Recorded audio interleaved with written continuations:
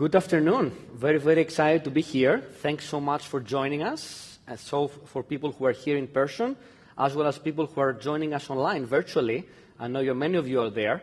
Welcome all of you to the Blazing the Trail Forward in the Therapeutic Management of Bladder Cancer. Dr. Shilpa Gupta, Dr. Sridhar, and myself, Petros Grivas, we're very excited to have you here. And we're very excited to communicate with you the real changes that are happening real time in the field of urothelial cancer. Welcome everybody, and thanks so much to Peerview and the Bladder Cancer Advocacy Network, Beacon, for providing the session, and the sponsors, AstraZeneca, Bristol Myers Squibb, Janssen, and Merck, for providing the educational grants for this important educational symposium. If you have not already, please complete the pre-event survey. Reminder, look out for additional follow-up polling during the presentation. I want to make sure everybody knows we have poll questions and we want you to participate. Please don't forget to follow up using these polls. And the pre-event survey is important to see what we can learn through the symposium. Submit your questions. I want to hear from you, and we'll answer them during the Q&A session and potentially during the session as well. Visit us at peerview.com, 2022 Bladder. I think it's great to have the conversation in Twitter. And now many of you are active in Twitter, so please follow us there. There are many unanswered questions and many ongoing real-time practical questions in the field of bladder cancer. And one of them has to do with that only a third of the patients with non-muscle invasive bladder cancer are given intravesical BCG when BCG is an established treatment for patients with early-stage non-muscle invasive bladder cancer. And we know that there are national shortage of BCG in the United States that can impact, of course, patient treatment, and of course, the limited access can be a major issue. Another practical problem is that about half of the patients with muscle-invasive bladder cancer worldwide may not receive curative intent therapy. And that's important because access to care, again, can impact outcomes. Patients who have undergone radical cystectomy for muscle-invasive disease often have impaired quality of life and high risk of recurrence. And there are many other questions that we're dealing with every day when we deal with our patients. So Dr. Shilpa Gupta is going to take us through the potential answers to those questions and how recent advancements in the systemic therapy of high-risk non-muscle invasive disease and muscle invasive disease are actually impacting the way we treat these cancer types these days. Moreover, we're going to tackle more questions. For example, in metastatic disease, we're going to see that more than half of the patients may not receive first-line systemic therapy, and we're changing that through the development and validation of new therapeutics and incorporation of those new therapies in clinical practice that we think are improving outcomes and moving the needle forward. And we're very excited about that. At the same time, we're continuing clinical trial enrollment, and we have many clinical trials to talk about. However, the accrual in clinical trials remain very low, less than 3%, so we have to do better as a community, as a team across the globe to accrue and enroll more patients in clinical trials. Dr. Sridhar is going to discuss how we can optimize the first-line management of advanced urothelial cancer with many insights into that important field.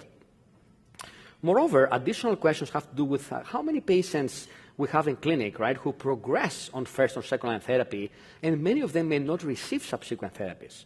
And over the last 5 years, we have many agents approved. We had 5 checkpoint inhibitors, 2 antibody-drug conjugates, and a targeted therapy, FGFR inhibitor, approved in this setting. How can we optimally sequence these agents and optimize the outcomes of patients by using those important therapies? And also therapies after the immunotherapy setting, right, when people progress, have tumor progression on immunotherapy, how can optimally use antibody-drug conjugates, targeted therapies, and clinical trials? So I'm going to discuss with you about recent updates in personalized management after cancer progression, pretreated disease.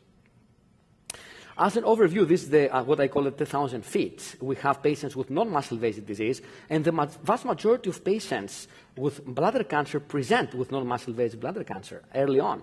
And we treat these patients with maximum TURBT or intravesical treatments like BCG or intravesical chemotherapy. And some of those patients require radical cystectomy and lymph node dissection, which is standard of care for patients with BCG unresponsive high-risk non-muscle invasive disease and patients with very high-risk disease maybe in earlier stages. And intravenous pembrolizumab has a role in some select patients with BCG unresponsive non-muscle invasive disease based on FDA approval. In muscle-invasive disease, we have patients receiving neoadjuvant cisplatin-based chemotherapy, either with dose-dense MVAC, with growth factor, or with gemcitabine cisplatin, and then these patients may get radical cystectomy lymph node dissection if they are fit for cisplatin, and of course we have many clinical trials in that setting. And a proportion of patients may get bladder preservation with a maximum TURBT and followed by concurrent chemoradiation, and we're going to see also some trials in this setting. And I think bladder preservation is going to become more common in the future as we go forward. And as I mentioned, in metastatic disease, we're going to discuss major developments. In the adjuvant setting, we're going to discuss the recent approval of adjuvant nivolumab and other trials in this setting. So overall, we're going to cover the total spectrum of bladder cancer from early stage to late stage. Bladder Cancer Advocacy Network is an excellent resource for professionals, for patients and caregivers. I highly recommend this resource to all my patients, all the families, and to the medical staff, the medical teams. Bladder Cancer Advocacy Network, we pronounce it as a beacon of hope and beacon of light. It's a very important resource, and they have information online, they have brochures, written, printed materials, and of course, there are phone numbers, there are emails that patients can connect with other patients and caregivers, survivors, so you can get more information about support and treatment options. We use chemotherapy, radiation, intravesical treatments, antibody-drug conjugates, FGFR inhibitors, immunotherapy. All these therapies can have side effects, and how to deal with them, it's a matter of a supporting system, and Beacon provides this excellent supportive system for those patients and information, of course, for them. So I'm going to start with a case here. I'm not going to tell you how we treat them, but I'm going to ask Dr. Sridhar and Dr. Gupta in a little bit. 58-year-old gentleman presented with hematuria. This is the most common presentation of bladder cancer, is blood in the urine, and it requires workup, and good kidney function, no medical comorbidities, cystoscopy, urethral bladder tumor resection, CAT scan with IV contrast, good kidney function, as I said, showed a sessile mass in the anterior bladder wall. The diagnosis was localized muscle-invasive urothelial carcinoma of the bladder, no metastasis. The patient is discussing options with you. The question here is, how do you treat these patients? Do you go with neoadjuvant chemotherapy followed by radical surgery or bladder preservation? And what are the clinical trial options and the standard of care options? So without further delay, I'm very excited to present and introduce Dr. Shilpa Gupta. Dr. Gupta is an associate professor in the Department of Hematology and Oncology and the director of the GU Oncology program at the Towson Cancer Institute in Cleveland Clinic in Cleveland, Ohio. She has made major contributions in the field, and I'm so happy that she's there because I was in Cleveland Clinic a few years ago, and Dr. Gupta taking the program to the next level. She's going to discuss recent advancements in the systemic therapy of high-risk non-muscle-invasive bladder cancer and muscle-invasive bladder cancer. Shilpa. Thank you, Petros. I'm really excited to be here with Dr. Sridhar and you to discuss the advances in bladder cancer across the stages. And we'll talk about the high-risk non-muscle invasive bladder cancer and muscle-invasive bladder cancer. So what is the evidence supporting immune checkpoint inhibitors in high-risk BCG unresponsive non-invasive non-muscle invasive bladder cancer? We have the phase 2 Keynote 057 study, which was one of the first studies which established efficacy of pembrolizumab monotherapy in these patients who were either not candidates or refused to undergo cystectomy. At the time, it did show some promising response, and now we have a lot of new trials coming up which are showing even better responses. To contrast this with the phase 2 SWOG S1605 study, which uses atezolizumab monotherapy, that shows the primary endpoint was complete response at 6 months. It was seen in 27% patients, quite similar to pembrolizumab. And in the updated results, response duration was more than 6 months and CR in 20 patients. Notably, this is not FDA approved for this setting. Only pembrolizumab is in select patients who meet the criteria. So what are the other investigational strategies in this setting? In the BCG-exposed patients, the Keynote 676 study is looking at BCG versus BCG and pembrolizumab, and similar trials with Checkmate 7G8 with nivolumab and ADAPT bladder trial, which uses durvalumab and radiation. And BCG-naive setting, the phase 3 trial Potomac, which is looking at different options of just BCG induction and durvalumab, BCG induction maintenance and durvalumab, and BCG induction and maintenance as the control arm with endpoints of disease-free survival. So over the coming years, we will see what these studies show. There are also other trials in BCG-naive setting like CREST trial, which is a novel subcutaneous checkpoint inhibitor and BCG, and the ALBAN trial with atezolizumab. Switching gears to muscle-invasive bladder cancer, we know that neoadjuvant chemotherapy followed by cystectomy is offered to most patients. However, a lot of patients are not candidates for cystectomy, and they meet the criteria for bladder preservation or trimodality approach, which really is desired by patients whenever possible. So this phase 2 trial of pembrolizumab and gemcitabine along with concurrent hypofractionated radiation was presented last year, and they showed that a median follow-up of 14 months for the efficacy cohort, the primary endpoint of estimated 1-year bladder intact disease-free survival rate was 88%. Complete response rate was 77% 3 months after radiation. And there were some immune-related adverse events which were manageable, although requiring steroids. And this year at ASCO, we saw several abstracts which do show more evidence of these trial in progress of ongoing studies. And moving forward, we will see what the phase 3 studies like Keynote 992, SWOG 1806, and INSPIRE studies show. And in this, again, the phase 2 immune preserve study checking durvalumab and tremelimumab, which is an anti-CTLA-4 antibody with concurrent radiation therapy. In this study, complete responses were observed in 26 out of 32, that is around 80% patients. 2 patients had residual muscle-invasive disease, and 4 patients were not evaluated. Disease-free survival with intact bladder was 73%, and we need to continue to doing such trials.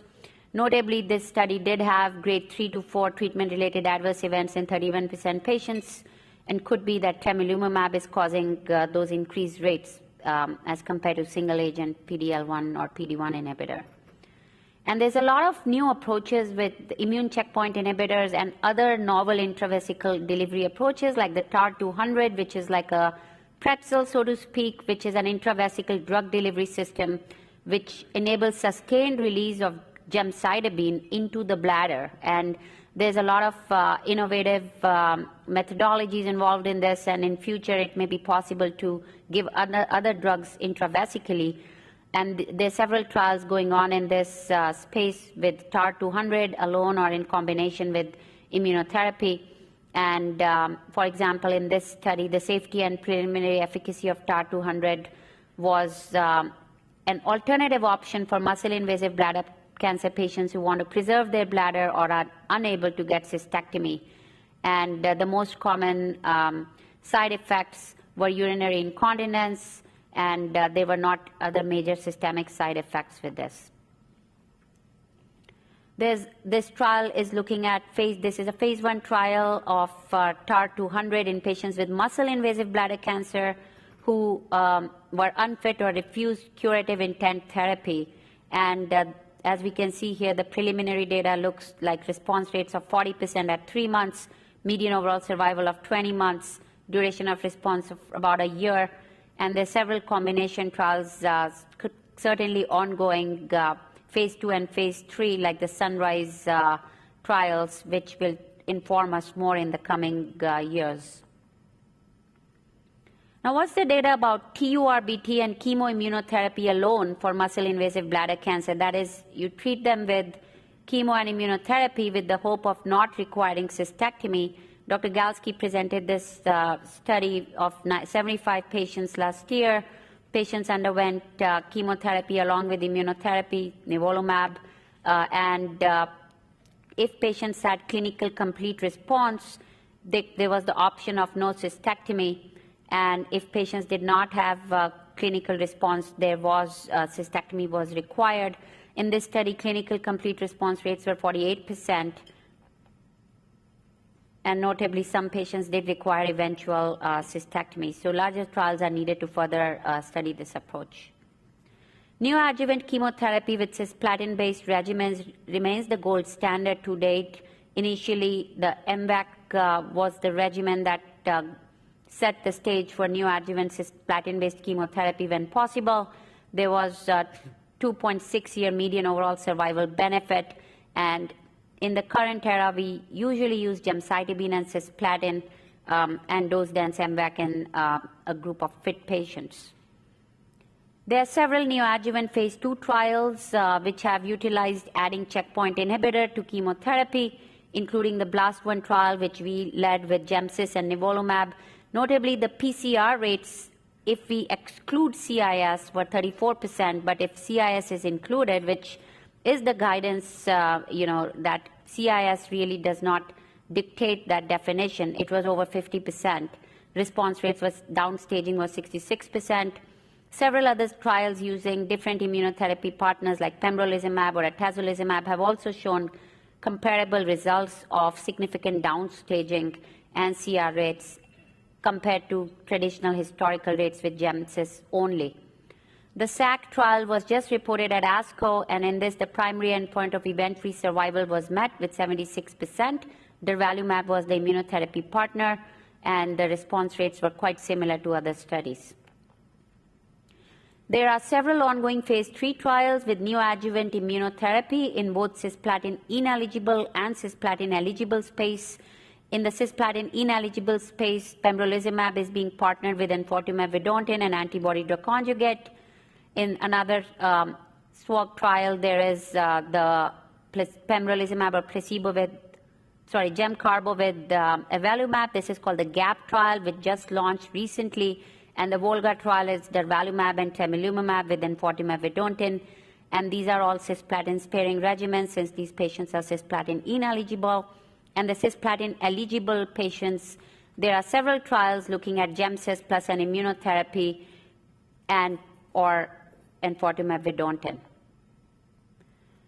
Now, what about using antibody-drug conjugate in neoadjuvant study? We do have now data from the EV103 cohort H, where patients were cisplatin-ineligible, T2 to T4A node negative patients, upper tract disease was not allowed, ECOG performance status 0 to 2. Patients were treated with neoadjuvant EV monotherapy for 3 cycles, and pre-cystectomy imaging was done, and then patients underwent radical cystectomy. And recently reported data showed that the pathologic objective response rate was around 37%, which is really encouraging with a single agent enfortumab without pembrolizumab or any other immunotherapy, and downstaging rates were 50%.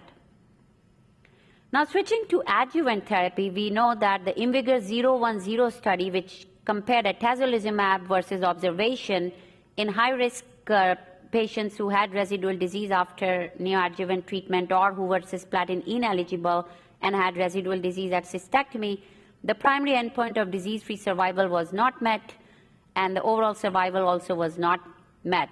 And this study, however, has informed us to use ctDNA-based approach to identify which patients may derive benefit from atezolizumab, as was seen in this.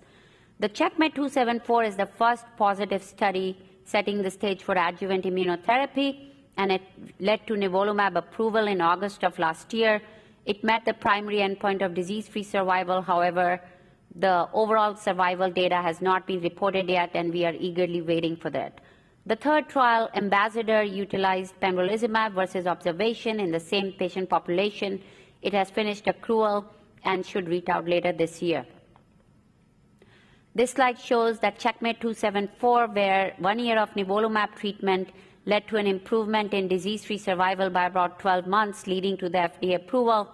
The benefit was more pronounced in PD-L1 positive subset. However, that is not required to use nivolumab. The safety was not unexpected. What we already know from nivolumab, some immune-related adverse events which were easily manageable, and there was nothing new seen in this study. So coming back to the case that Dr. Grivas described, 58-year-old man presented with hematuria, good renal function, implying that can get cisplatin. There's no comorbidities which preclude the use of cisplatin, and looks like the mass is located in the anterior bladder and localized disease, no distant metastases. What should we do? Should we do neoadjuvant chemotherapy followed by cystectomy or bladder preservation? The key to note here is it's not a multifocal disease. It's a localized solitary mass in the anterior part of the bladder. And what are the standard of care and clinical trial options? Please take a moment to answer the polling question. Thanks, Shilpa. Fantastic overview of the data and very efficient, and you gave us more time for discussion, which is great. Wonderful data set. So I want to make sure that everybody has a chance to answer follow-up polling questions, which is important, and I want to keep reminding you during the talk. So let's go back to that case. So let's start. I will ask you, Dr. Gupta. So solitary tumor in the bladder. We don't have the size of the tumor, but let's say it's about, 4 centimeters. Unifocal disease, no hydronephrosis, no lymphadenopathy, maybe some focal carcinoma in situ. What would you do in that case? Would you go for, in the absence of clinical trials, neoadjuvant chemo followed by surgery, or would you go for bladder preservation? Yeah, I think this case highlights the importance of multidisciplinary care. You know, this patient should ideally see a urologist, radiation oncologist, and a medical oncologist, because both the options are very reasonable. Patient does not have high-risk disease, and these are the cases that are usually cherry-picked for curative approach with trimodality therapy. But neoadjuvant chemotherapy followed by cystectomy is also an option. It really depends on what the patient's preferences are and what the multidisciplinary care shows. And you raise a great point, because multidisciplinary management of bladder cancer, I think it's really increasing, its use, and I think it's important to think about that in a context of a tumor board. And actually, we have a session tomorrow, as a spoiler alert, at 1:15 p.m. It's a ticketed session. I think it's room E253B. Talk about multidisciplinary management, so perfect timing. Dr. Sridhar, what about your thoughts? Yeah, I mean, I would completely agree. I think multidisciplinary care is really, really important in the MIBC setting and even beyond in metastatic disease. In this particular patient, I would absolutely offer cisplatin-based neoadjuvant chemotherapy. I tend to use GemCis just because I do, and I think it's the messaging here is use the regimen that you're familiar with, use a regimen that you can do well. So I would give neoadjuvant chemotherapy with the hope of getting a complete pathological response, because we know that that's linked to an improved overall survival. So that data is pretty solid for me. And then in terms of local treatment options, I think you've got the option of radical cystectomy. The patient looks otherwise well. But indeed, you also have the option of bladder preservation. And we're seeing a change in the demographic of patients who are getting bladder preservation. In the past, they used to be older, frailer, sicker, non-surgical candidates. Now, more and more, we're seeing younger, fitter patients asking and opting for bladder preservation. So, this is why we need a multidisciplinary approach to care. And then beyond let's say the patient does get bladder preservation, we have an adjuvant trial looking at an immunotherapy in that setting. So we heard about immunotherapy adjuvantly after cystectomy, but I think we also need to bring the bladder sparing population into that, into those trials. It's a great point, and I think talking about the patients, about all the options up front is key, and I think that's the value of multidisciplinary care. Dr. Gupta, if you were to think about bladder preservation, would you ever do neoadjuvant chemo followed by chemoradiation, or you just go for chemoradiation after maximum TURBT? Yeah, that's a great question. We have the Alliance trial that is ongoing, which offers neoadjuvant cisplatin-based chemotherapy, and if patients have DDR alterations and a complete response, they don't need any further treatment. But if they don't have the alterations and have a response, then they can go chemoradiation to preserve the bladder. But as a standard of care, usually our approach is maximal TURBT followed by chemoradiation. And we do the same thing at the University of Washington. If we go for bladder preservation, maximum TURBT followed by chemoradiation. But Dr. Sridhar, you're doing neoadjuvant chemo, sounds like. Yeah, so my standard of care in these patients is always neoadjuvant chemotherapy. Then they go back to the multidisciplinary clinic with the urologist and the radiation oncologist, and they kind of duke it out. They decide what's the best option for the patient. Is it surgery? Is it radiation? Or is it either are reasonable? But I tend to use neoadjuvant chemotherapy standard across the board, regardless of if they're going for bladder sparing. And most people do end up getting through the bladder sparing. We give concurrent cisplatin. Sometimes they may miss a week or two of the concurrent treatment, but mostly my radiation oncologists don't have a big problem with that because they've received neoadjuvant chemotherapy already. And that's some variability in practice because we don't have high level of evidence guiding us there. There has been at least one, maybe two trials looking at that question many years ago of neoadjuvant chemo before chemoradiation. There was no significant benefit, but I think the era now has changed, and I think maybe a new trial may be recommended. Yeah, I would agree with that. And I think we have to be very cautious with the quality of the evidence from those original trials that didn't necessarily show a benefit for neoadjuvant. I think there were some caveats that we need to think about. Absolutely. And just to clarify for the audience, we're discussing about the role of neoadjuvant chemo before chemoradiation. This is questionable. However, level 1 evidence exists for neoadjuvant cisplatin-based combination chemotherapy before radical cystectomy, and we always offer that in patients who are fit enough to receive cisplatin. If they're not fit enough for cisplatin, then we go right to surgery or bladder preservation or clinical trials. Maybe very quickly before we go to the next session, very quickly, in your daily practice, Dr. Gupta and Dr. Sridhar, what's the proportion of patients who do go for bladder preservation versus radical surgery after neoadjuvant chemo? Sorry, I'll go first. So I think, if we look at a patient population, they've had neoadjuvant chemotherapy, and they're equally eligible to receive either bladder sparing or radical cystectomy, I'm probably sitting at around 60-40, 60% getting cystectomy, about 40% trying for bladder sparing. Interesting. Dr. Gupta?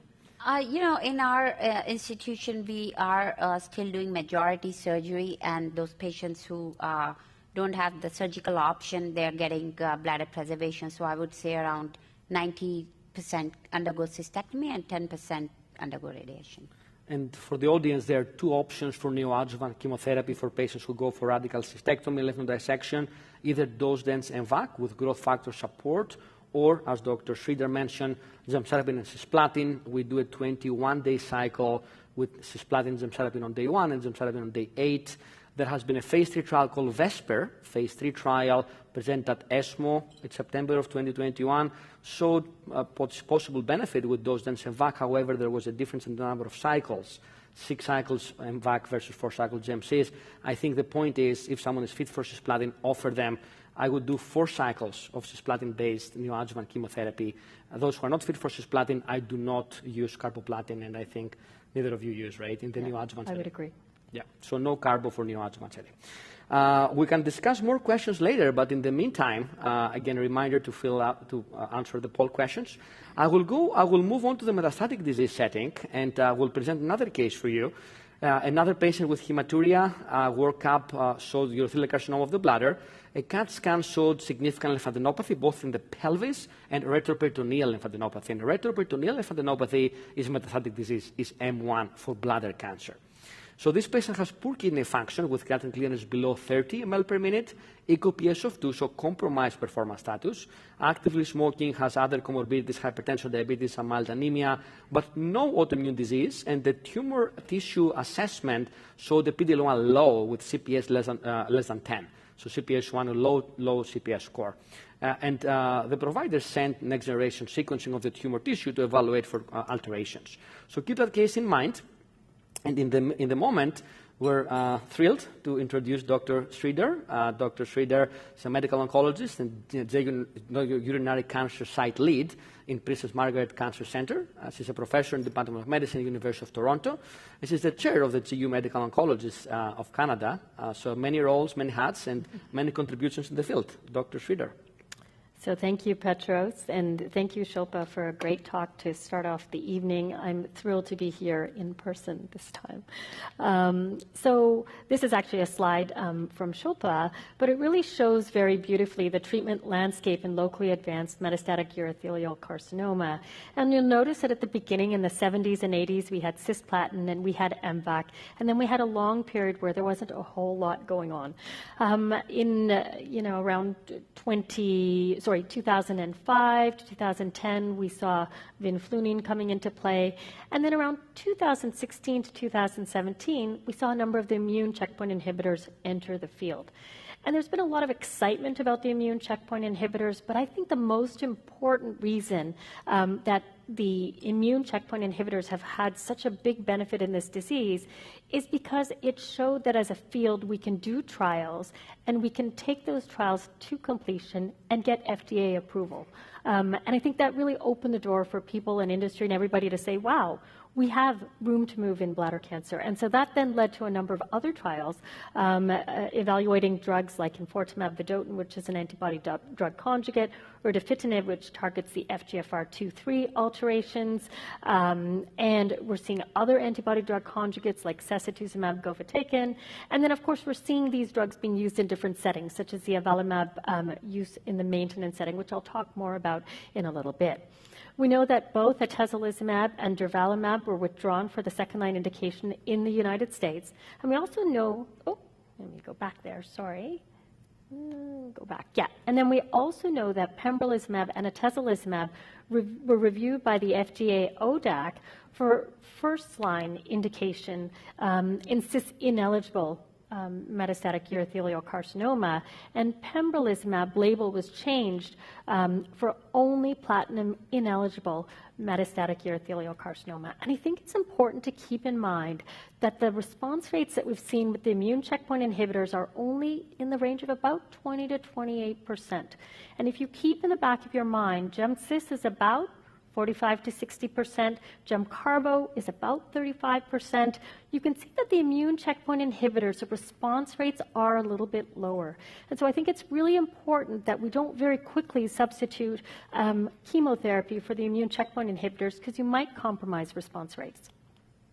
All right, so if you have a patient in the first-line setting, how do you evaluate this patient, and what groups do they fall into? So we have patients who are considered cisplatin eligible. The Galsky criteria would suggest that you need a creatinine clearance of 60 and above. But if you think of this patient population, 72 comorbidities, many patients will not meet that criteria. So I think many of us in our practice, we actually tolerate a creatinine clearance down to 50. So I know in my practice, I will give cisplatin down to a creatinine clearance of 50, and sometimes I'll split the dose of cisplatin over day 1 and day 8 to help make that happen. And then, currently we know that we do chemotherapy up front, followed by avelumab maintenance. That's a category 1 recommendation. Alternatively, you could do dose dense MVAC with growth factor support, again, followed by avelumab maintenance.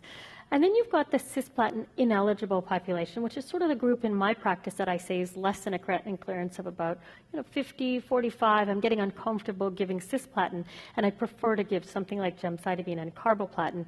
And the category 1 recommendation is gemcarbo, followed by avelumab maintenance. And then you have the group that's considered platinum ineligible. And this is a really small population in my practice. There's not many patients who fall into that category. If their creatinine clearance is compromised, I'll make sure I have my urologist involved, get a nephrologist involved. They might need a nephrostomy tube. So I really try to optimize their renal function so that I can get the platinum-based chemotherapy in first. But in those who you can't, things like atezolizumab and pembrolizumab could be a consideration. So just a couple notes there. We know the cisplatin eligibility criteria are changing, as I mentioned.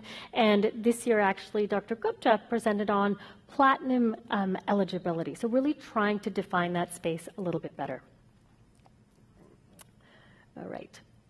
So in the second-line setting, so patients who progress on frontline platinum-based chemotherapy, we all currently use pembrolizumab based on the KEYNOTE-045 study that was shown here. And this is one of the most important studies, I think, for our field.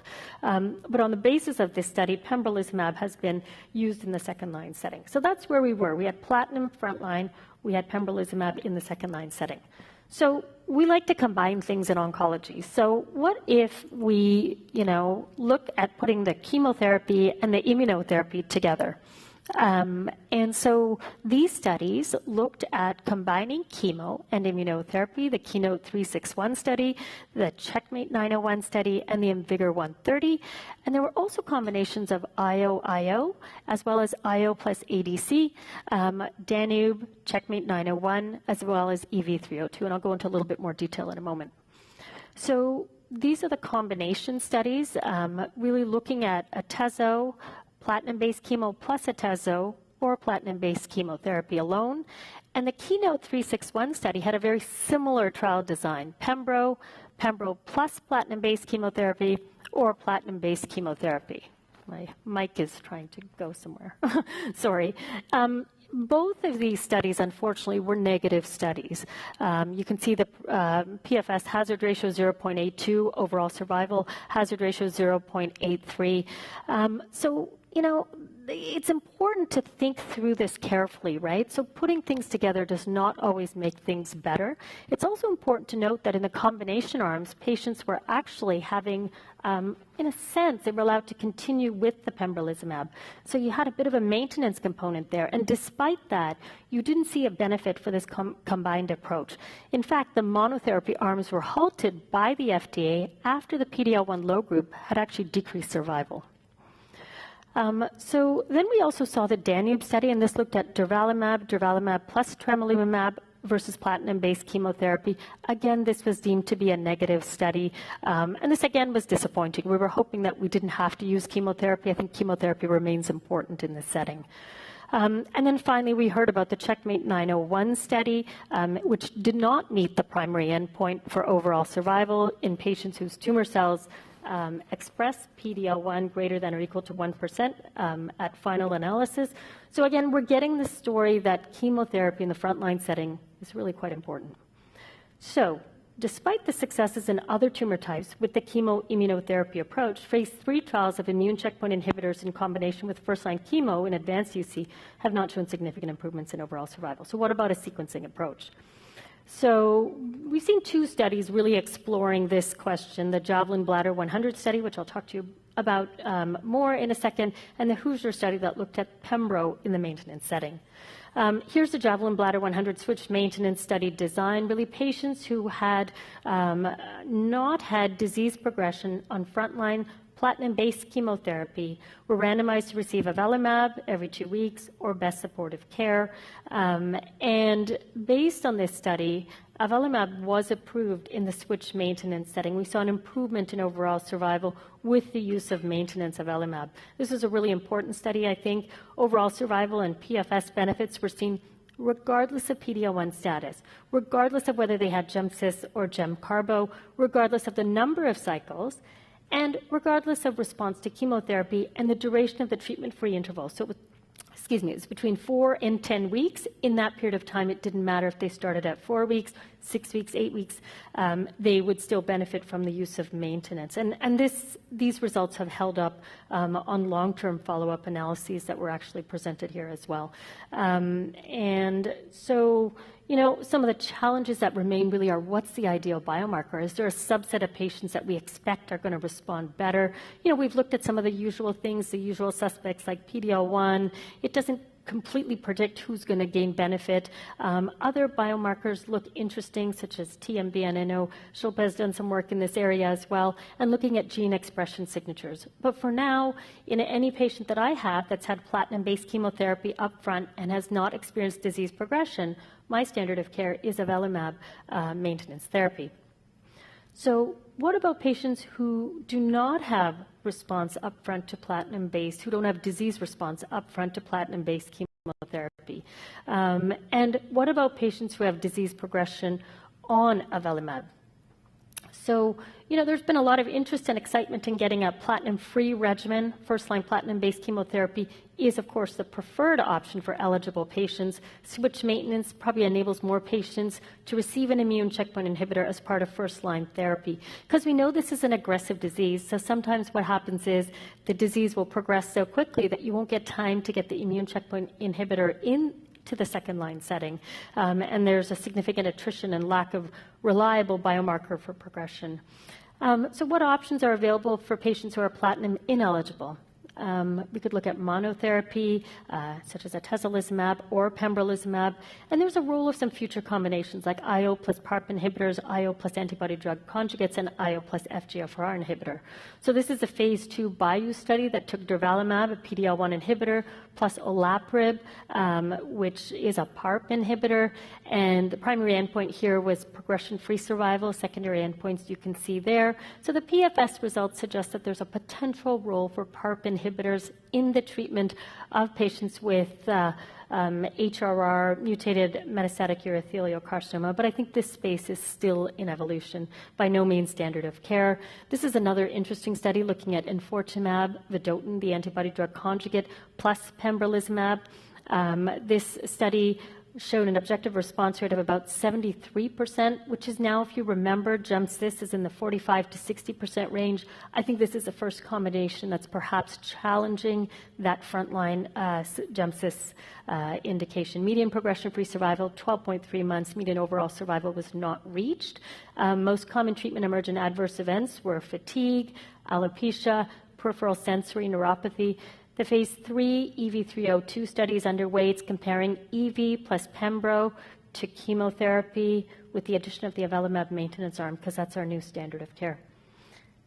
And then this was a study presented by Dr. Powles at ESMO comparing or looking at erdafitinib, which is an FGFR inhibitor, plus citrilimab, which is another immune checkpoint inhibitor. So in the one arm, patients had the erdafitinib plus citrilimab, and in the other arm, it was just erdafitinib alone. And if you just look across the top at the objective response rates, about 33% for erdafitinib alone, and you get a sense of 68% with the combination. So maybe there's something going on there by way of synergy. So I think, as Petros alluded to at the beginning, it's really, really critical to move the field forward, to keep getting, enrolling patients onto clinical trials. And Beacon is an excellent website. It really helps to bring trials to patients. And I think it's really important to empower our patients to ask about trials. And if there's no trials at the center where they are, to really ask for referrals to centers where there are trials ongoing, because that's what's going to help us to move the field forward. And this particular tool allows patients to search by geographic area and find trials that are close for them, which I think is really important. So really, in conclusion, overall, I think it's a very, very exciting time in the field with several new drugs with differing mechanisms of action. I think outcomes are definitely improving. I'm seeing patients in my clinic who are now 3 years out with metastatic disease, which is virtually unheard of. With more treatment options available, both sequencing studies and a better understanding of biomarkers will become increasingly important. And as I said already, I think clinical trials are really the key to moving the field forward. And with that, I'm done. Do you want me to review the case? Why don't you? Sure. Okay. So this is a patient who presented with hematuria due to a bladder mass, urine cytology, and TURBT, confirmed urothelial carcinoma. CT of the chest, abdomen, and pelvis showed several retroperitoneal and pelvic lymph nodes. Creatinine clearance was 28 mils per minute, so pretty low. ECOG performance status was 2. The patient's a current smoker, had type 2 diabetes, hypertension, mild anemia. This is quite characteristic of many of the patients that we see. No autoimmune disease, not on any steroids. PD-L1 was low, and tumor NGS testing was sent. So maybe, Petros, do you want to comment on what you think about this case? Sure. Thank you, Kala. Fantastic discussion, again, overview of the data. So this patient population, and before I comment, I just want to remind the audience, don't forget, make sure you follow up polling questions. I want to keep that in your mind. So the patient we discussed here, it's interesting because has a few factors that are relevant to decision making. The performance status of ECOG-2 is concerning to me in combination with creatinine clearance below 30. And in those cases with a borderline creatinine clearance, I may send a 24-hour urine creatinine just to have a better estimation of the creatinine clearance. And as you said before, Kala, can we do something to optimize the kidney function? But if I have a patient with ECOG PS2 and GFR creatinine clearance below 30, I go back to the criteria that Dr. Gupta is helping us develop, the criteria for platinum ineligible population. And I will focus your attention to the poster that we have at this meeting. Dr. Gupta is leading, defining this consensus-based criteria. One of these criteria is ECOG PS2 and creatinine clearance below 30. And those patients may have a little bit hard time with platinum chemotherapy. As Dr. Sridhar mentioned, this is probably a very small population, about 10% in our clinical practice. And for these patients, I may go for a checkpoint inhibitor monotherapy, Pembro or Atezo, regardless of PD-L1 low score.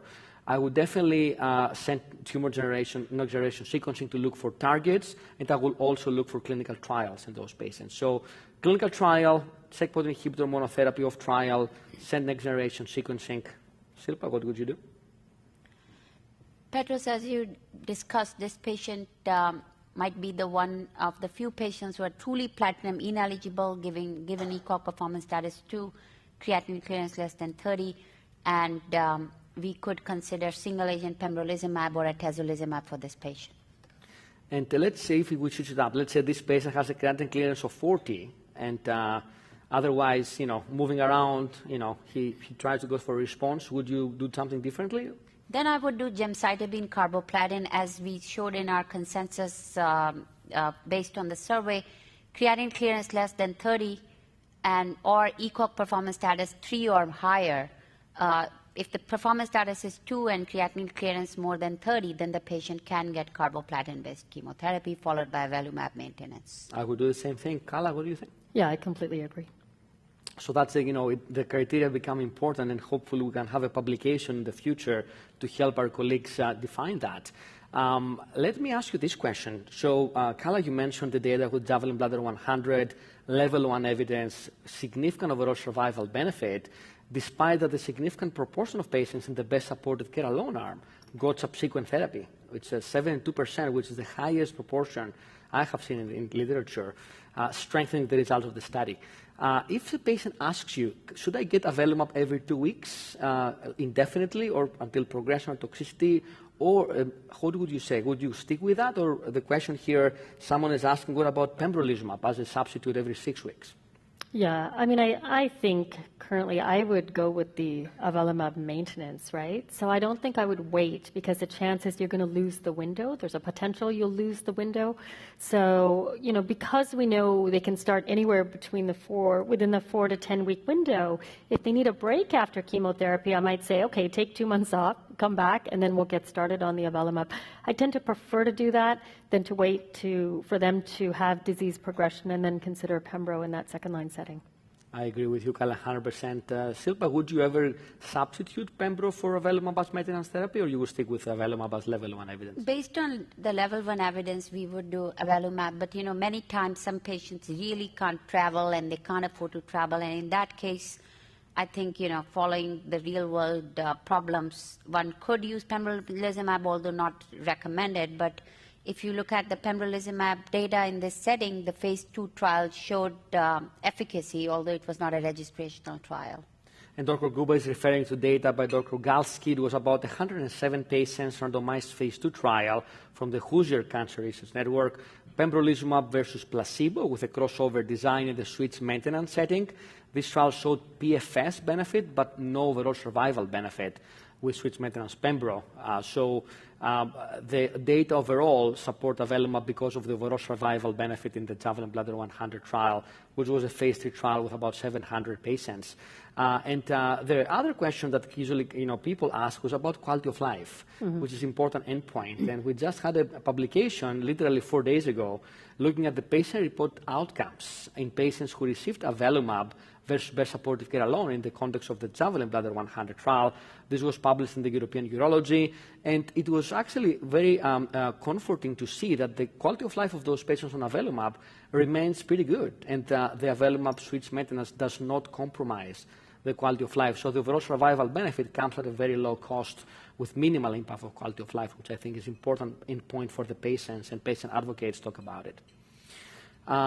I think we have a very quick time for another question before we move on to the next time of the talk. So I will ask you the question that is actually being asked here.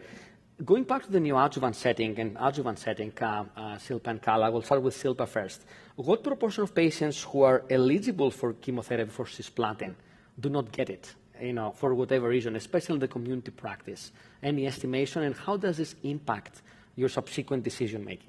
Yeah, in the data that you've generated, Petros, along with Dr. Agarwal, Dr. Goswami, and colleagues, the real-world utilization of frontline therapy is really low, and more recently we presented work with our paradigm study at ASCO GU and ASCO here, that when we surveyed around 150 oncologists, we found that the uptake has improved over the last few years. However, it is still less than 50% in frontline setting, and hardly about 30 to 40% patients get second-line therapy. So it is really not utilizing our maximal available options, and we need to do better in that setting.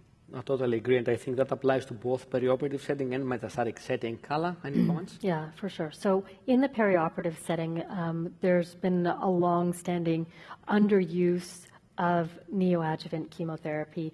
We did surveys across Canada, surveys across the US.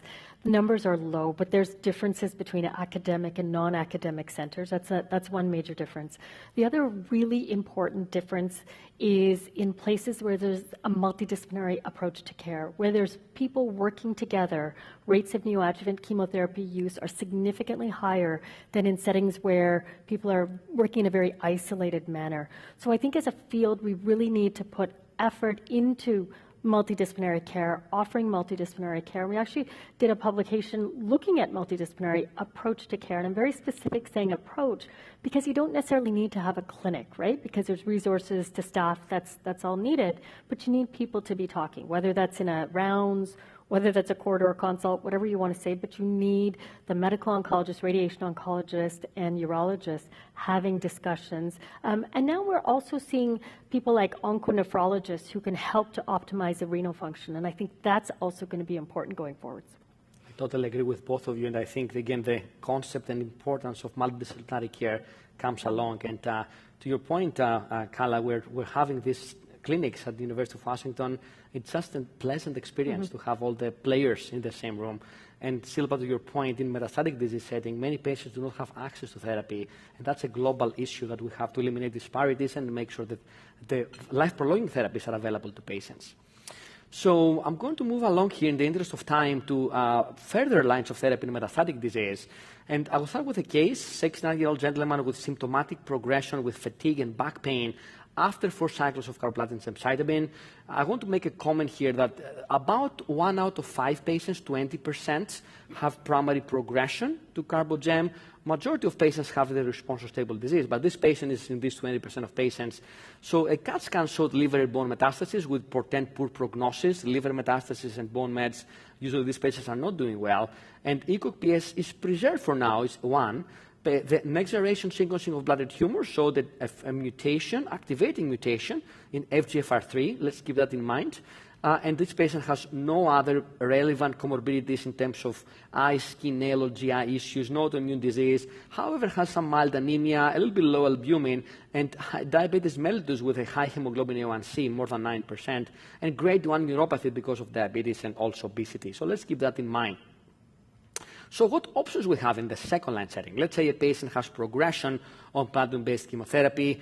As Dr. Sridhar mentioned before, we have data with a checkpoint inhibitor.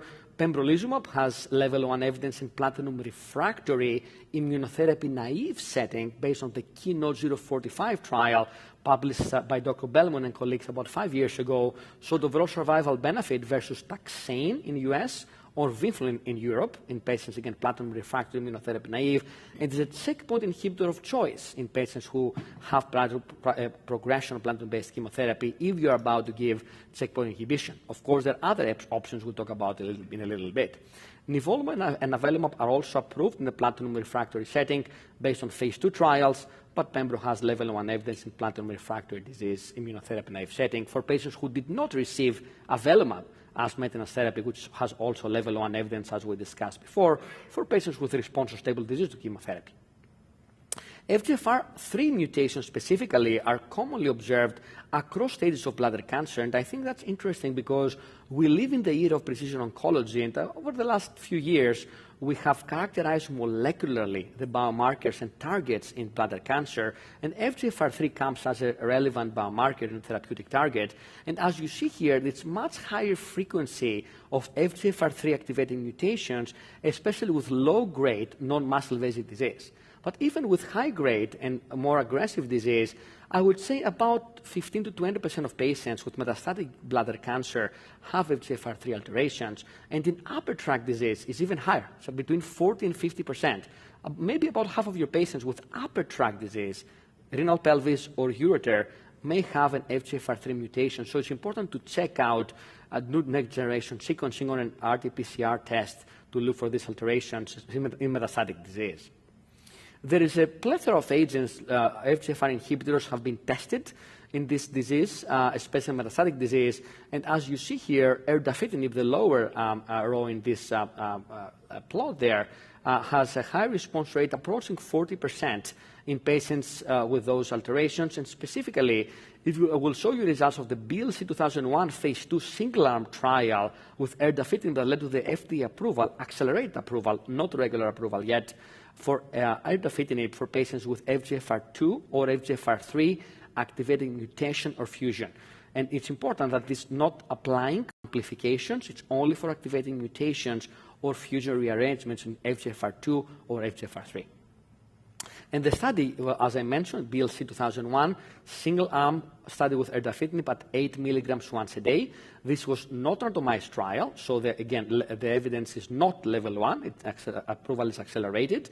And these patients had platinum refractory disease, as you see in the eligibility criteria, metastatic platinum refractory urothelial cancer, and these patients may have received prior checkpoint inhibitor, and they got enrolled in the study, single-agent erdafitinib FGFR inhibitor, with primary endpoint being overall response rate and other secondary endpoints. In this swimmer's plot, you see that many patients may achieve response early on, and this also may be accompanied with symptomatic palliative benefit. And you see that the response rate was 40%. Most of them were partial responses with erdafitinib single agent. These patients were selected, again, for FGFR2 or 3 mutations or fusions. And the median duration of response was about 6 months.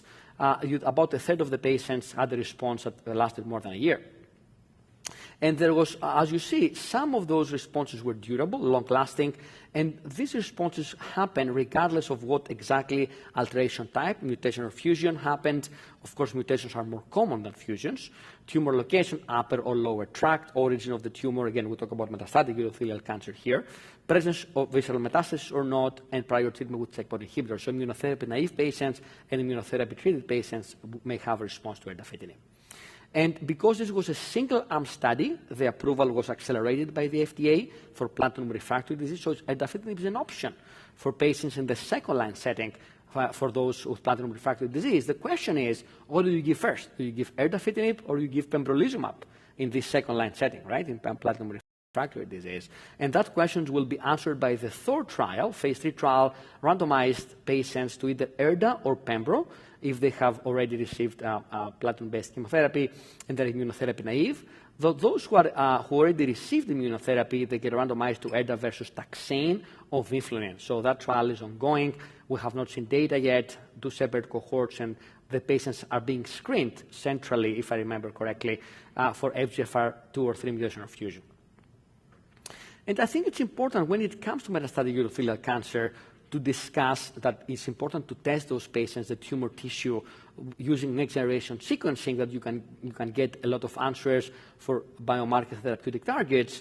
And that's what I do in my clinical practice, and I know Silpa and Kala are doing the same thing. If you don't test your tumor tissue for genomic alterations, you don't know the molecular profile that can be relevant to treatment, and especially for erdafitinib or for clinical trials. So it's important to test those patients, and I think there is also this concept of underutilization we discussed before of neoadjuvant cisplatin-based chemotherapy. There is also underutilization of molecular testing in this disease. So it's important. In my practice, when I have a patient with metastatic urothelial cancer, I send tumor tissue for next-generation sequencing. Erdafitinib has a companion diagnostic. It's called RT-PCR assay and by Qiagen, and that test can give you an answer about the FGFR biomarker. But if you use a more comprehensive approach, you may get also other answers. When you do the next-generation sequencing, it's important to know what are the genes that are being tested for and what are the specific alterations that are being tested for. Because sometimes, if you don't test for a particular gene, you may not know the answer. So read the fine print. What are the tests being tested? What are the genes being tested? And what are the alterations being tested in the NGS in those patients? And both urologists and medical oncologists have important roles in educating patients about genomic testing and how this can give us options, either erdafitinib or clinical trials for metastatic urothelial cancer. And this is now transitions to the antibody-drug conjugates. And that's a class of agent that is transforming actively the field of oncology in general. We saw the plenary session today at ASCO, data from trastuzumab deruxtecan, if I remember correctly, in breast cancer with impressive data.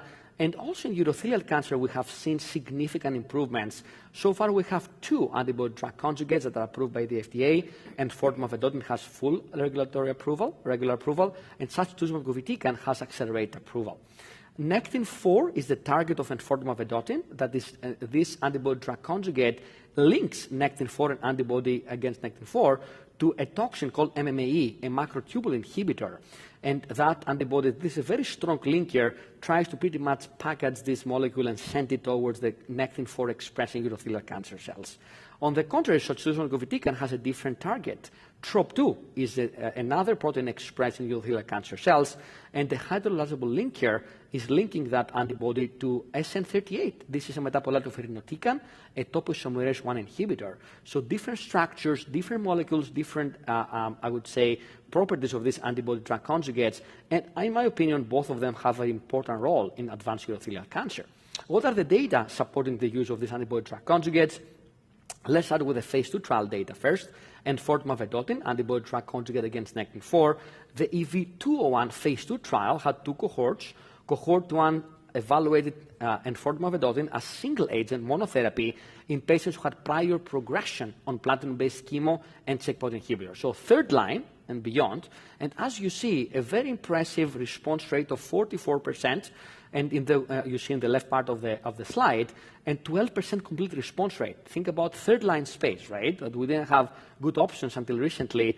Impressive complete response rate, 12%. In the waterfall plot on the right side, you see that 84% of the patients had reduction in the tumor size. So important data, high activity of this agent that led to the accelerated approval of enfortumab vedotin in December 2019 for patients with prior treatment with platinum-based chemotherapy and checkpoint inhibitors, so third-line setting at that time.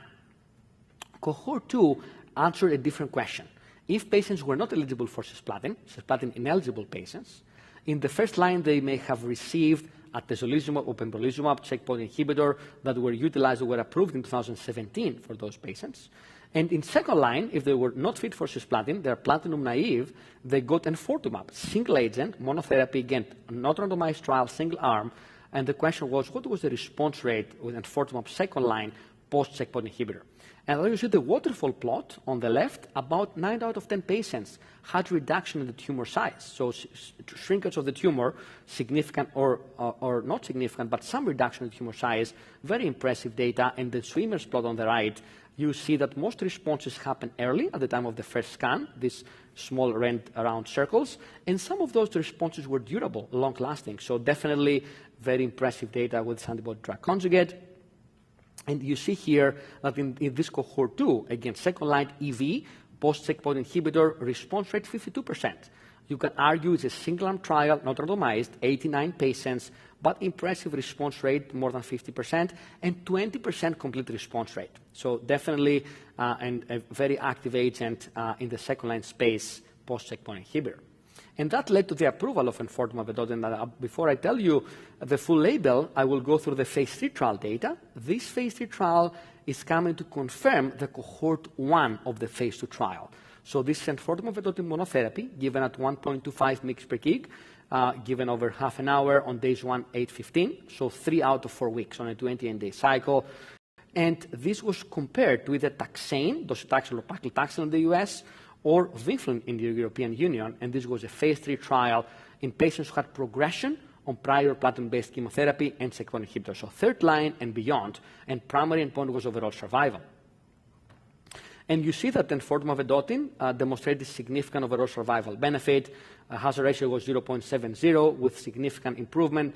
Median overall survival was about 13 months versus 9 months with chemotherapy. You see the blue line and the orange line there being apart. And obviously, this led to the approval, the full approval of enfortumab vedotin in the third-line space after chemotherapy and checkpoint inhibitor. At the same time, because of the previous data of cohort 2 of the phase 2 trial, there was also approval in the second-line space for patients who were not fit for cisplatin and they received first-line therapy. So if someone got carbogem and had progression on disease, couldn't get available maintenance, could go second-line, and enfortumab is an option there. The EV301 showed overall survival benefit, PFS benefit, and a response rate of 41%. So you see consistency in the overall response rate between the phase 1, phase 2, and phase 3 trials with this antibody-drug conjugate.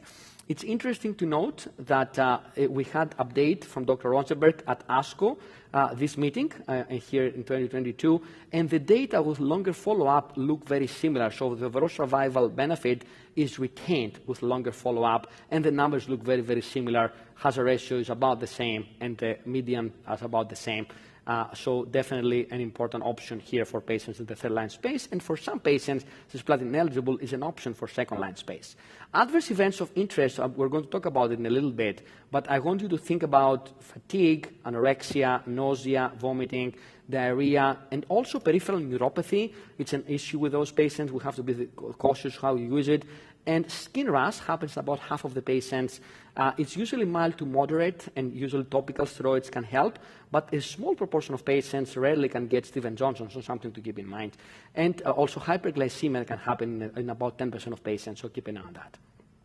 Another antibody drug conjugate of interest is the sacituzumab govitecan, as I mentioned, against TROP2. This has been tested in phase 2 trials so far, and this is the TROPHY-01, has cohort 1 in the third and beyond line space after checkpoint inhibitor and after chemotherapy. And that cohort 1 led to the FDA approval, accelerated approval of these antibody drug conjugates in patients after platinum-based chemotherapy and checkpoint inhibition. And the data is shown here. Overall response rate 27%. Waterfall plot, about 8 out of 10 patients had some reduction in the tumor size. Most responses were partial, but about 5% had a complete response. In swimmer's plot, you see that some of those responses are durable. Median duration of response was about 7 months, median PFS 5.4 months, and median OS about 11 months. Again, single-arm, randomized study, but definitely added sacituzumab govitecan as an option in patients in the third-line or fourth-line space. The bone marrow suppression is one of the side effects, the leukopenia, neutropenia, about 10% febrile neutropenia. Growth factor support and dose reductions can help get us through, and diarrhea is another. About 6 out of 10 patients get diarrhea, usually grade 1, grade 2, happens about around the days of the drug dosing, and about 10% is grade 3. But anti-diarrhea medications, hydration, education can help us get through the diarrhea in those patients. So 2 antibody drug conjugates approved in that setting, and Fortumab has full approval. Sacituzumab govitecan has accelerated approval. And there is a phase 3 trial I will show you in a second. But what about combining antibody drug conjugates with checkpoint inhibition? Dr. Sridhar showed the data with Pembro plus EV. We also present the data. I had this chance to present the data at ASCO GU a few months ago. Pembro plus SG, this combination was promising with an objective response rate of 34% in a difficult-to-treat population, second-line setting in platinum refractory disease, and the disease control rate was about 61%. So I would say that data merit further investigation, are not practice-changing, but I think the combination of SG plus pembrolizumab needs to be further investigated. 2/3 of the patients had reduction in the tumor size.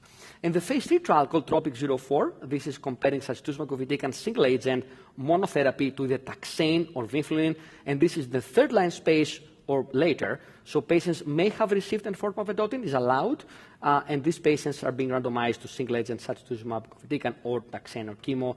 The trial is ongoing, and hopefully will finish accrual in the near future. We talked about the importance of HER2, and HER2 is actually variably expressed in urothelial cancer, and it's actually interesting because this agent, TDXD, we saw data in breast cancer earlier today, has activity in urothelial cancer. Dr. Galsky showed data at ASCO GU, and there was, I think, a response rate of 36% with a combination of TDXD plus nivolumab. So these data, again, are in the phase 1-2 trial early on. It's not practice-changing, but definitely keep an eye. I think anti-HER2 antibody drug conjugates, in my opinion, is probably the next big thing in this disease. We saw data in posters in this meeting by Dr. Sheng from China, who actually presented data with the HER2 ADC RC48, disitamab vedotin, and now this very active agent, about 50% response rates. And I think the DTXD and the RC48, disitamab vedotin, both of them are going to be tested further in phase 2 and phase 3 trials. So keep an eye for anti-HER2 antibody drug conjugates in the future. This is the data from Dr. Galsky, waterfall plot, showed some interesting responses there. Again, as I mentioned, early days, not practice changing, but definitely in your radar, either single agent or combination with immunotherapy. So going back to the case here, again, 69-year-old gentleman, progression on carbogem, CT showed liver and bone mets, ECOPS1, activating mutation in FGFR3, no autoimmune disease, but high hemoglobin A1c, so the uncontrolled diabetes. Grade 1 neuropathy from diabetes and obesity. Silva, what would you do in that second-line space in platinum refractory case? So there is, a lot of options for this patient because the patient also has alterations in the tumor, in the FGFR. So we really have to choose what is best right now.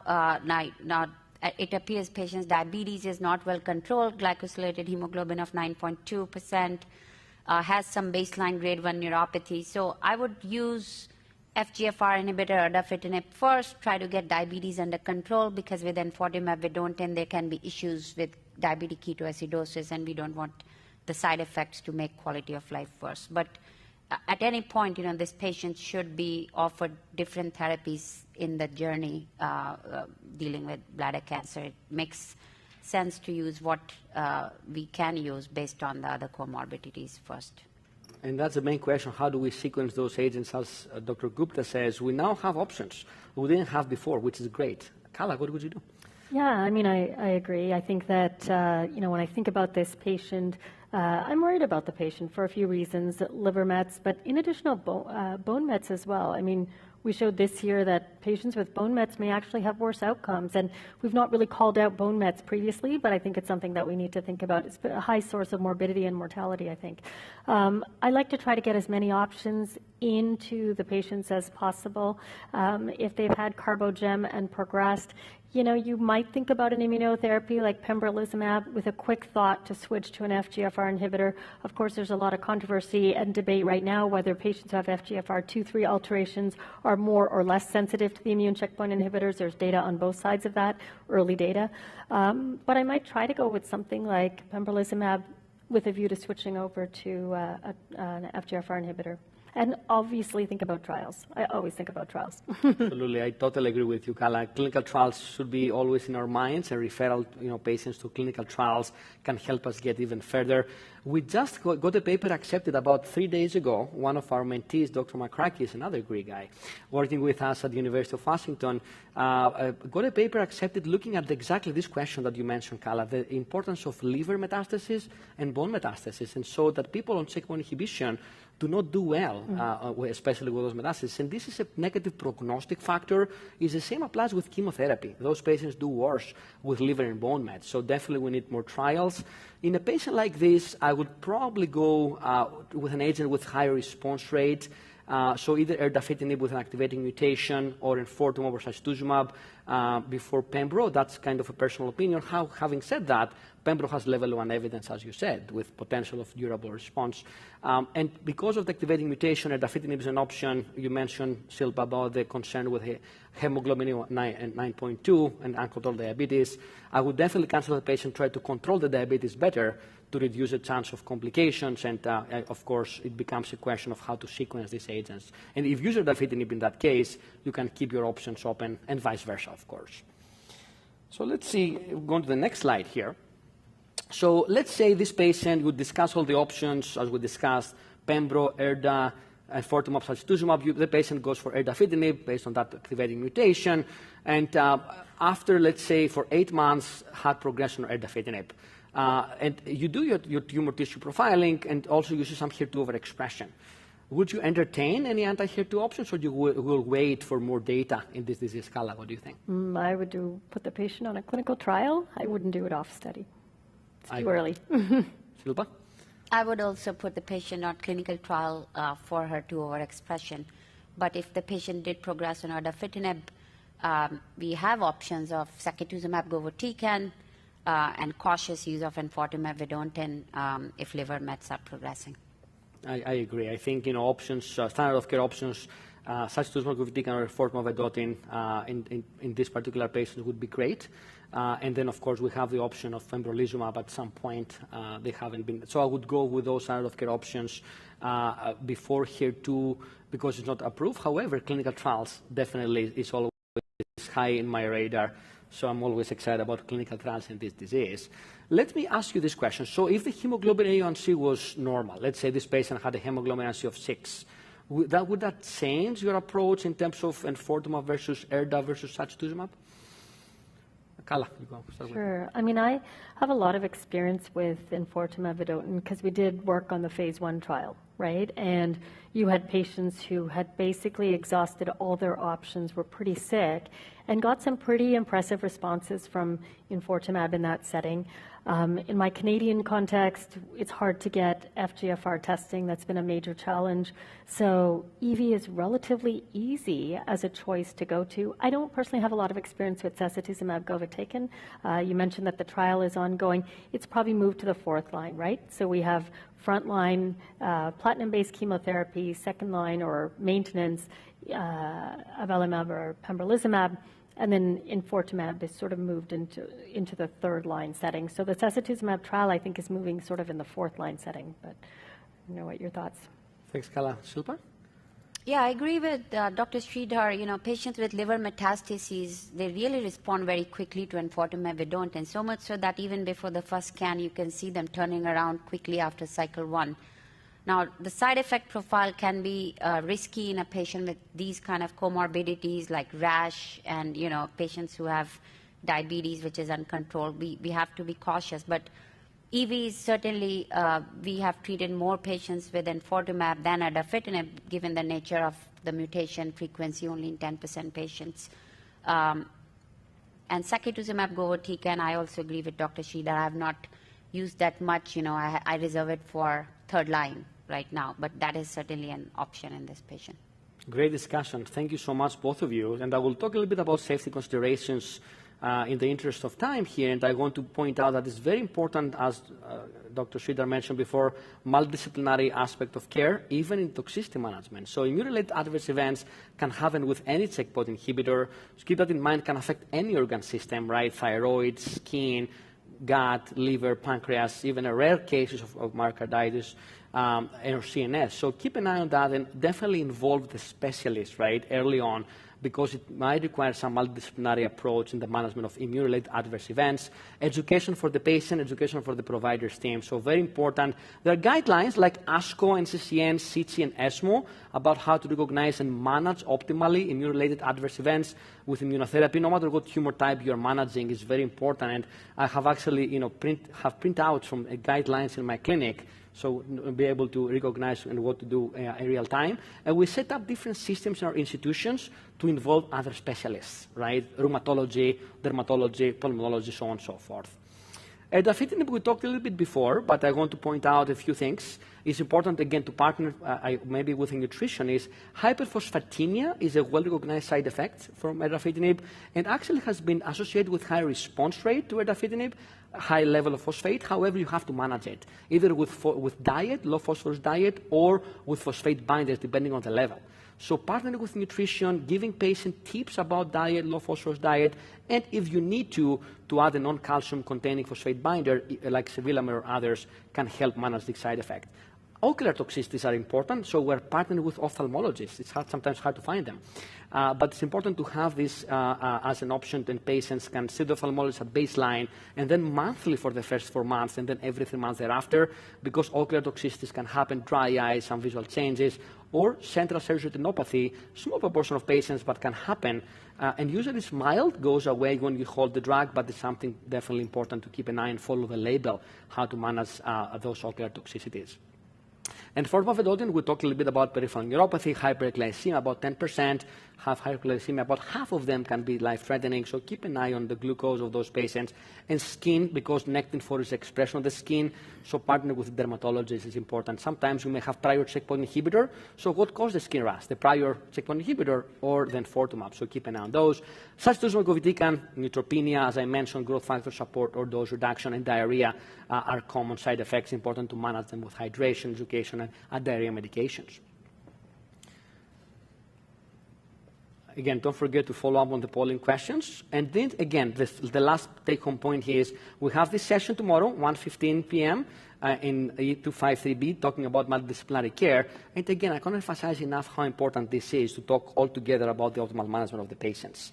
We have about 10 minutes left, and I have a few questions here so I can extract your wisdom as we go through. So let me go back into non-muscle invasive disease, Silpa. I will ask you, if you have a patient with T1 grade 3, non-muscle invasive disease, right, BCG unresponsive disease, who refuses cystectomy cystectomy is standard of care of those patients. But they refuse cystectomy. How do you approach these patients along with your colleagues in urology?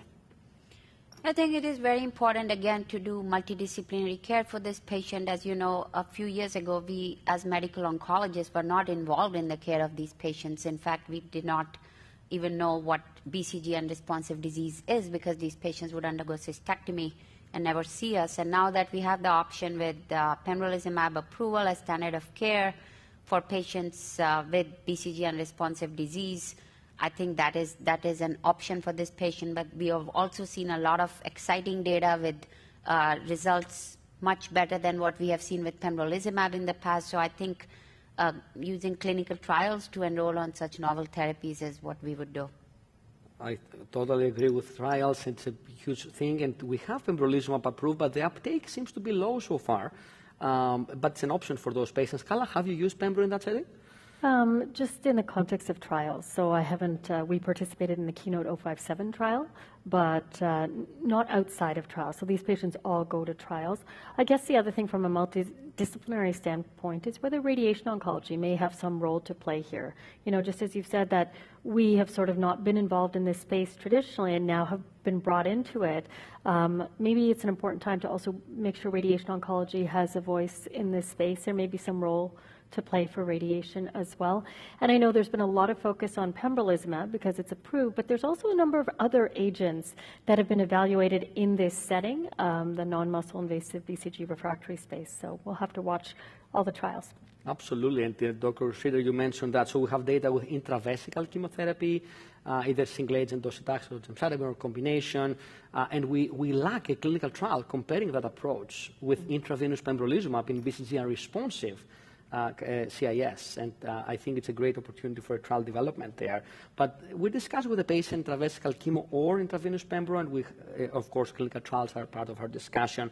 Again, radical cystectomy is standard of care. Now, Silpa, quick, we have a few minutes, but quick answer. Do you use blood-based liquid biopsies to detect FGFR alterations? Or you do only in cases where we don't have adequate tissue or archival tissue is not available or patient has no measurable disease, you know, where bone biopsies are difficult. I have used that. We see lot more information now that there's decent concordancy between blood and tissue-based analysis. But for the most part, we are using the archival tissues. Thank you, Silpa. Actually, a relevant question, Kala, for you. If you have a patient that the tumor tissue showed FGFR3 mutation, and let's say you decide to use enfortumab or sacituzumab before erdafitinib, are you worried that you may select out the clones that do not express that mutation? Do you do liquid biopsy in that case? Yeah, it's a good question. I wish I could do liquid. I wish I could do biopsy at the time of progression on all of my patients and bank that and understand what the patterns are of resistance, but that's futuristic at the moment. So I think, you know, maybe, but we don't have the answer to that. So if a patient has a mutation and qualifies for the drug, I'm going to try the drug, watching for the toxicities, as you discussed very nicely. Very nice. And I think the toxicity profile with the medical comorbidities sometimes can help you make these decisions, ability to swallow pills, compliance with pills, all these factors can play a role in the IV versus PO, for example, setting in insurance companies these days, right? What is being covered and what not. So a question for Kala, do patients who have progression on avelumab maintenance after chemotherapy, level 1 evidence we discussed, have the same options with patients who actually get treatment with second-line checkpoint inhibitor? Yeah, I mean, I think that, you know, anyone who has had disease progression with avelumab maintenance or with second-line pembrolizumab, I think they're very, very similar. And so their options going forwards are quite similar as well. Enfortumab vedotin, if they have an FGFR2/3 alteration, then erdafitinib. Of course, clinical trials fall into place there as well. So I would say that they're pretty similar. I agree with you. I think patients who have maintenance avelumab after platinum-based chemotherapy and have progression, people can move on to the next line of therapy, antibody-drug conjugate or erdafitinib select patients. So, Silva, you have a patient in the frontline setting, and you help us develop this platinum-ineligible criteria. If you have a platinum-ineligible patient, would you ever give EV first line or not? You know, based on the criteria that we have developed, the creatinine clearance of 30 is the cutoff, right? And in EV studies, 30 was the minimum. So I would be a little hesitant, but as you've seen in the trials, that is usually the cutoff, and we still end up using these drugs in the real world. I think outside of a clinical trial, I would just use single-agent immunotherapy. I would do the same thing. I would use checkpoint inhibitor alone or clinical trial. We're waiting for the results of a randomized cohort K from the EV-103 trial, Pembro EV versus EV. Kala, how do you think about this data? Let's say will come in a few months. I don't know when they will come, but let's say they come in a few months. How would you reconcile Pembro EV versus EV in a phase 2 trial? Yeah, I mean, I think there's going to be a few considerations. I think the EV plus Pembro is a really exciting combination that we've seen in sort of more advanced disease. I think, if we move these combinations earlier, I think we really have to pay close attention to toxicity, and that might impact, what we do down the line, but we really have to wait for the results of the trials to know how we're moving forwards. I mean, and I think, we have to be a little bit careful to just quickly adopt what's new. I mean, we kind of did that with the immune checkpoint inhibitors, and then we were sort of pulled back by the FDA to say, wait. And so I think, right now our current standard, at least in the metastatic setting, Gem-Cis or Gem-Carbo followed by avelumab, is actually pretty good. Like, we're seeing pretty good outcomes in our patients. So I think we need to be cautiously moving forwards, optimistically moving forwards. But that's sort of what I'd be thinking about. What's the toxicity of these agents? The efficacy looks encouraging, but what's the toxicity? I totally agree with you, and I think we have to follow the level of evidence as much as we can. And it's hard to have trials with overall survival benefit in this disease. We saw 4 negative first-line trials in the last few years, just showing how difficult it is. So yeah, definitely we're waiting for that. And we have the EV-302 trial with Pembro EV versus chemotherapy. We'll have to see what that shows when it reads out. Quick question, Silpa, any barriers in doing the next generation sequencing? Because some patients, again, don't get it. Do you see any barriers like cost or any other, burden to the healthcare teams? I think I would say that, nowadays ordering it is not a barrier per se, but just the awareness that, we should have awareness that even urologists should order it if when possible in localized disease. But for the most part, for metastatic disease, we don't see any barriers in our practice. And I've noticed that our community oncology colleagues are also very much proactive in ordering next-generation sequencing for the most part.